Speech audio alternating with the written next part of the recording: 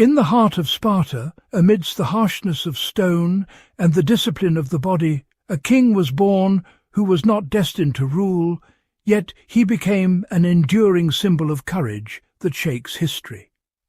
Leonidas, the king's third son, learned from a young age that death was not to be feared, and that honour was above all else. In the silence of the narrow mountains at Thermopylae, where earth meets sky, he faced a vast, countless Persian army, defying all odds. What drives a man, knowing death is inevitable, to stand against hordes? What makes sacrifice stronger than fear? This is Leonidas, a hero in a harsh time, whose legacy echoes eternally, whispering to all who seek courage to leave their mark, no matter how thick the shadows that surround them. Welcome to this new video in our series about military leaders. King Leonidas. I was born around 540 BC in Sparta into the royal dynasty of the Aegeads, which claimed descent from the legendary hero Heracles. His father, King Anaxandridas II, was one of Sparta's most powerful rulers, reigning during a period of significant military and political strength in the Greek world.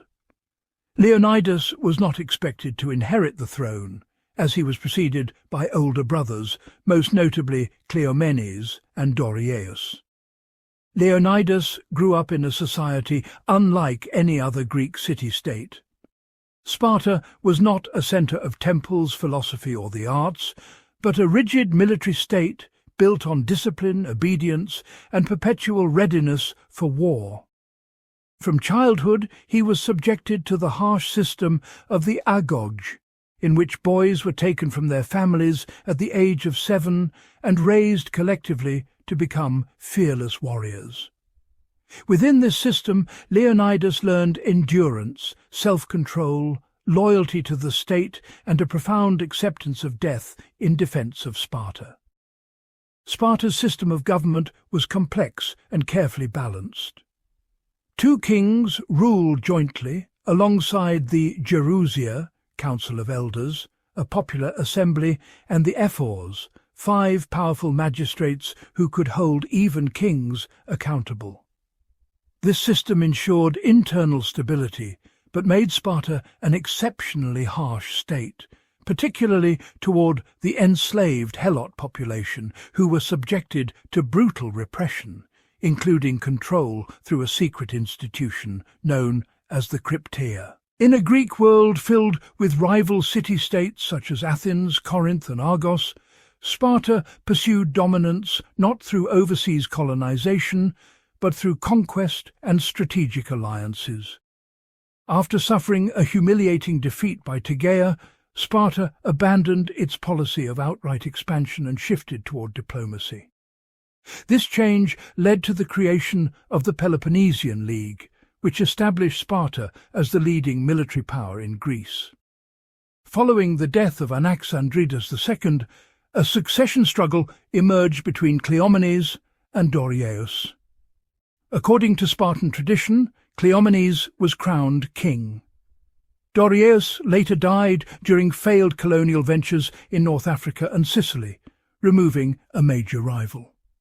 These events ultimately paved the way for Leonidas, who had never been expected to rule, to ascend the throne. From the shadow of his brothers and the brutality of Spartan society itself, Leonidas would rise to become one of the most enduring figures in Greek history, not for the length of his reign, but for the stand he chose to take in defence of an entire world.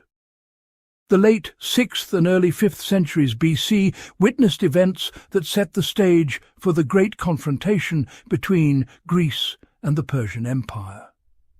Tensions escalated in 507 BC when King Cleomenes intervened in Athenian politics to support oligarchic rule. The Athenian population rejected the intervention and forced the Spartans to withdraw, marking a significant political setback for Sparta. These failures intensified internal conflict between Sparta's 2 kings, Cleomenes and Demaratus, transforming political rivalry into personal hostility. The struggle ended with Demaratus being deposed and exiled to Persia. Cleomenes himself later fell into disgrace, was imprisoned, and eventually committed suicide under mysterious circumstances. Leonidas the Pious ascended the Spartan throne around 490–489 BC, marrying Gorgo, the daughter of Cleomenes. Meanwhile, the Persian Empire stood at the height of its power. Founded by Cyrus the Great, expanded by Cambyses II, and administratively perfected under Darius I, the empire was organized into satrapies, supported by a systematic tax structure and characterized by a degree of religious tolerance unusual for its time. In 499 BC, the Ionian Revolt erupted against Persian rule.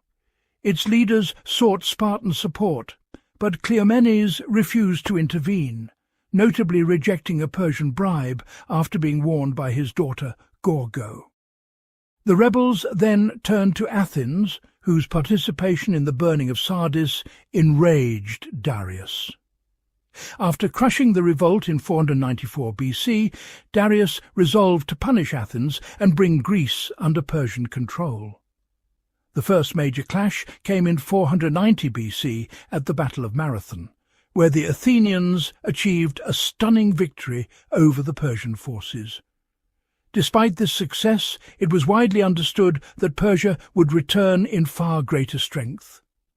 Darius died in 486 BC, and his son Xerxes II inherited the throne, determined to crush Greek resistance once and for all.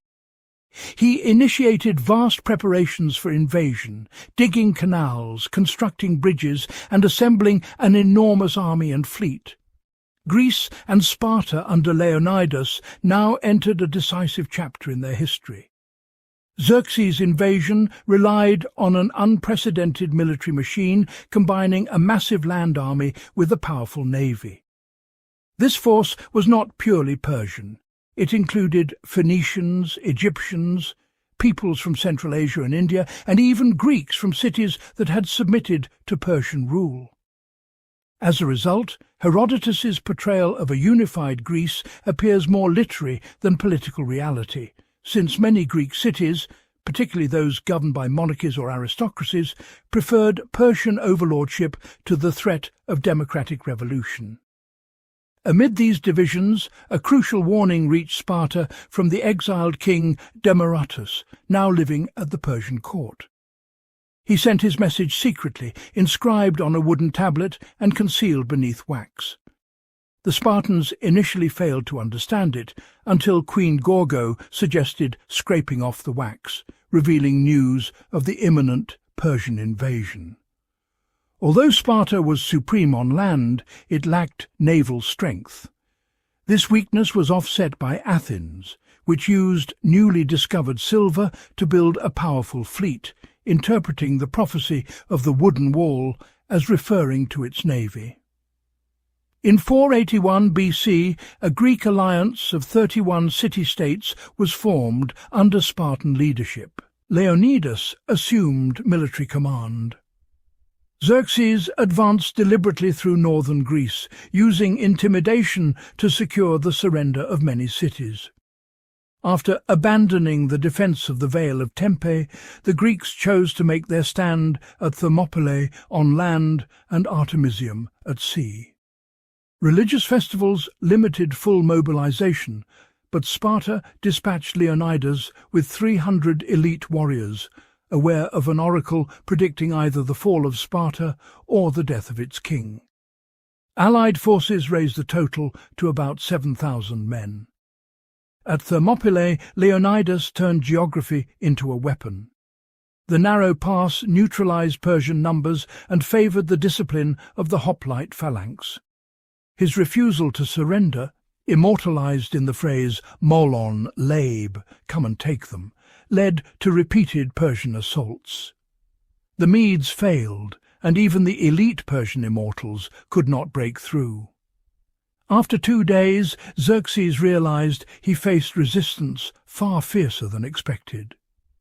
On the 3rd day, betrayal decided the battle. A local man named Ephialtes revealed the Anopaia path, allowing the Persians to outflank the Greeks.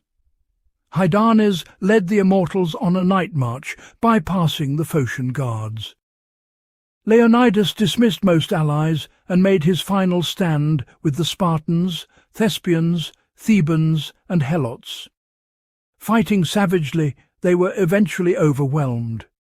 Leonidas fell, and a fierce struggle erupted over his body before the survivors were annihilated. Only 2 Spartans survived by absence. One, Aristodemus, later redeemed himself at Plataea. The other took his own life. Xerxes, enraged by the cost of victory, ordered Leonidas' head severed and displayed, an act contrary to Persian custom. Though defeated at Thermopylae, the Greeks triumphed at Salamis, then Plataea and Mycale in 479 BC, ending the invasion. Leonidas and the 300 became eternal symbols of sacrifice, figures of inspiration and contradiction, embodying both heroic resistance and the brutal realities of Spartan society. The question endures: was Leonidas a champion of freedom, or a product of a system that reserved freedom for only a few? Don't forget to subscribe. See you next time.